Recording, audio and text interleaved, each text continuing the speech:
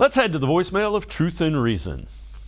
Hi, this is Rico. With Deshaun Watson set to return in a few weeks, most fans and media members are talking about who will benefit the most from his presence and quarterback play. So my question is, who do you think will least benefit from Watson? Or in other words, which player or players do you think will kind of suffer because of Watson? Thank you. Go Browns. As always, appreciate all the voicemails. Quincy, I don't think anybody's – maybe Jacoby Brissett because he's going to go back to being the backup. It will take a little bit of time, I think, for maybe the tackles and some of the linemen to get used to a guy that scrambles a little bit more and can keep plays alive, just in terms of blocking and how – I mean, you got to block a little bit longer for Deshaun Watson because he's going to extend it.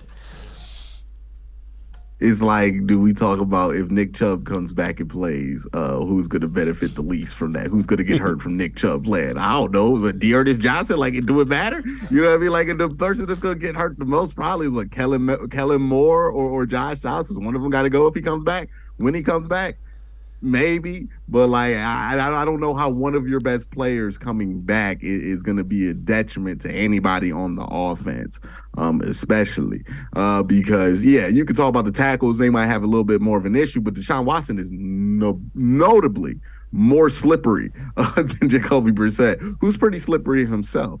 So I think this is probably going to benefit everybody on the offense. It should, right? You pay somebody $45 million a year because they're able to benefit everybody on the offense. And, I know there's like, we've had to talk about this Watson return forever, right? Like, this has been a talking point since March about this. So we're trying to hit all angles of it. But would we do this if Myles Garrett was coming back, when Myles Garrett was coming back from injury? Who's Myles Garrett's return going to hurt the most? No, it's not going to hurt anybody because Myles Garrett's really good at football. And dudes who are really good at football tend to make everybody else's life easier, right? Deshaun Watson's really good at football. How good he's going to be coming back, that's debatable, right? Like, we don't know which level of Deshaun he's going to get. I would argue that he's probably going to be Deshaun, right? Like, I don't know if he's 2020 Deshaun, but he's going to be somewhere close to that range, which is going to be notably better than Brissett. So I think this is a situation where you're upgrading, right?